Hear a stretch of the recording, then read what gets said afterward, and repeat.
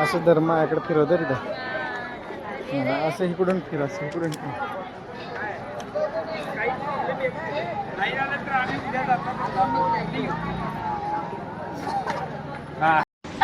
नमस्कार मित्रांनो, आपण आलो आहोत आई तुळजाभवानीच्या मंदिराच्या इथे. हे आपण पाहू शकता पाठीमागे. तर मी आज तुम्हाला आई तुळजाभवानीचं पूर्ण मंदिराचं दर्शन दाखवणार आहे. तुम्ही या माझ्या पाठीमागे, मी तुम्हाला दाखवतो. चला तर आपण पाहूया. हे बघा, हे बाहेर परिसर आहे. ह्या बाहेरच्या ज्या परिसरामध्ये पाहू शकता तुम्ही.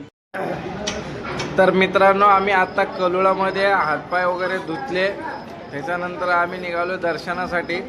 तुम्हाला पण जर इकडे दर्शन करायला यायचं असेल तुळजापूरला, तर कधी रात्रीचे 7-7:30च्या नंतर तिकडे दर्शनाला यायचं मित्रांनो.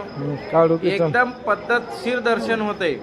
कारण तिकडे लोकल एरियातले जे गाड्या आहेत त्या संध्याकाळी 7च्या नंतर बंद होऊन जातात. त्याच्यामुळं लोकलची जी लोकं आहेत ते सगळे निघून जातात.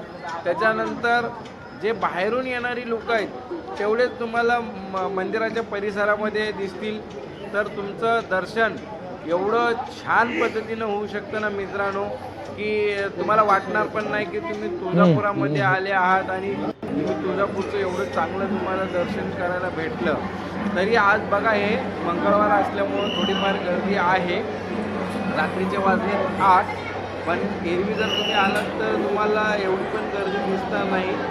आणि मंदिराची एक खासियत आहे, तुम्ही तिथे गेल्याच्या नंतर ना एवढं तुमचं मन प्रसन्न होईल, तुम्हाला तिथून उठायची इच्छा पण होणार नाही, तुम्हाला जायची इच्छा होणार नाही. असं वाटेल की आपण इथेच बसून राहावं. तर या तुम्हाला मी आतमध्ये मंदिराची रांग लागते, मी तो पूर्ण परिसर तुम्हाला दाखवणार आहे. तर चला तुम्ही मित्रांनो माझ्यासोबत या, मी दाखवतो तुम्हाला.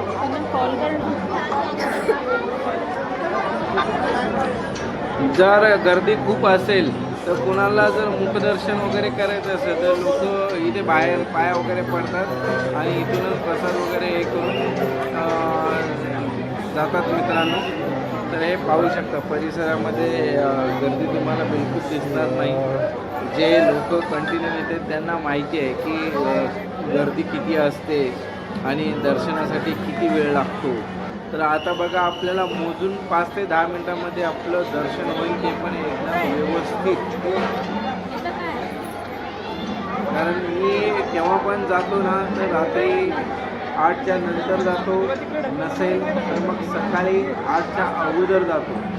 कारण सकाळचं पण 8च्या नंतर तुमच्या ज्या लोकल गाड्या वगैरे आहेत त्या चालू होतात. त्याच्यानंतर तुम्हाला दर्शनासाठी मग रांग लागते. तर हे बघा, हे आपण चालू दर्शनासाठी. जर तुम्ही तिकडे कधी गेलं नसेल तर तुम्हाला मी पूर्ण व्हिडिओ स्किप करू नका मित्रांनो. व्हिडिओ मी पूर्ण दाखवणार आहे तुम्हाला, त्याच्यामुळे पूर्ण बघून घ्या. आतमध्ये असे बेसमेंट आहे. बेसमेंटमध्ये कमीत कमी 4 ते 5 तुमच्या ज्या रांगाच्या ज्या लाईनी आहेत तिथे बनवलेलं आहे. तर चला मी तुम्हाला दाखवतो आणि परत आपण फिरून वरतीच येणार आहे. ठीक आहे. चालू झाला, हा पहिला टप्पा चालू झाला. तरी काम आहे.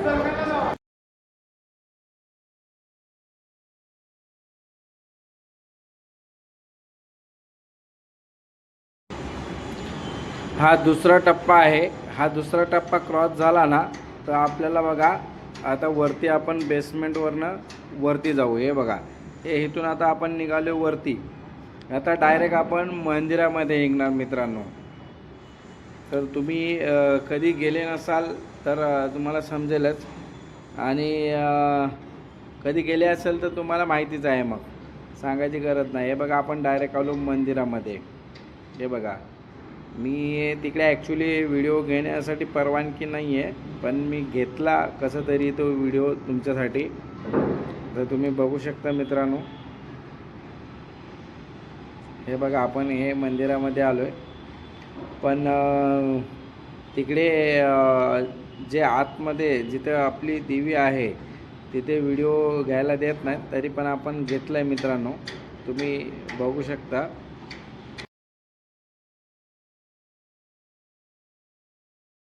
आपण आलो आहे आता मंदिराच्या बाहेर मित्रांनो. तर मंदिराचे जे देवीचं मेन मंदिर आहे त्याच्या पाठीमागं काही इतर देवांचे जे मंदिर आहेत ते मी तुम्हाला दाखवणार आहे मित्रांनो. हे बघा इथे, हे पाहू शकता तुम्ही. तिकडे खंडोबाचं मंदिर आहे, त्याच्यानंतर दत्ताचं मंदिर आहे, तिकडे ज्योतिबाचं मंदिर आहे. तर त्यांचं पण दर्शन घेतलं आम्ही आणि आम्ही निघालो आता बाहेर.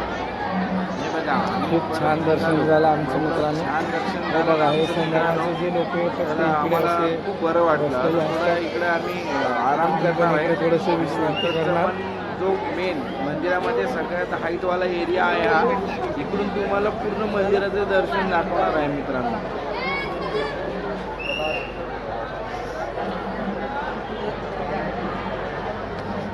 इथं संध्याकाळचं एवढं छान वाटतंय ना मित्रांनो, इथं बसलं ना की उठायची इच्छा होत नाही. खूप खूप खूप खूप छान वाटतं इकडे. हे बघा,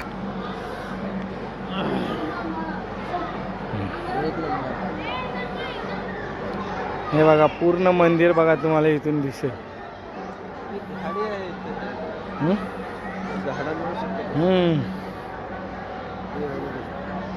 खूप छान आणि शांत वातावरण संध्याकाळचं इकडं असतं.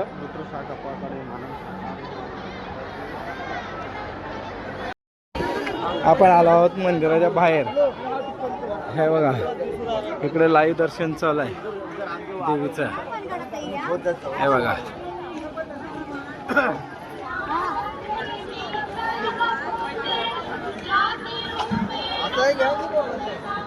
हा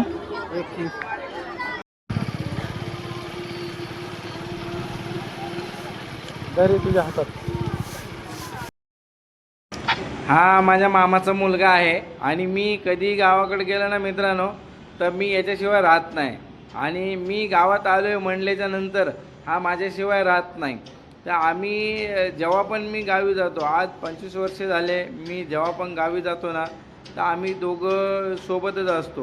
मी जेवढे दिवस गावात जाईन ना तेवढे दिवस मग तो त्याचे शेतातले कामं वगैरे सगळे सोडून देतो आणि तो कंटिन्यू माझ्यासोबत असतो. तर आता मी मुंबईला येणार आहे म्हणल्याच्यानंतर तो माझ्यासोबत आला. रात्रीचे 9 वाजलेत, आता 10 वाजता माझी बस आहे. ते बसमध्ये मला बसवल्याच्या नंतर मग तो एकटा रात्री गावी जाईल. आणि तर तुमच्या पण जीवाभावाचा कोणी आहे का, कमेंट करून नक्की सांगा मित्रांनो, जो तुमची गावी यायची वाट पाहत असतो.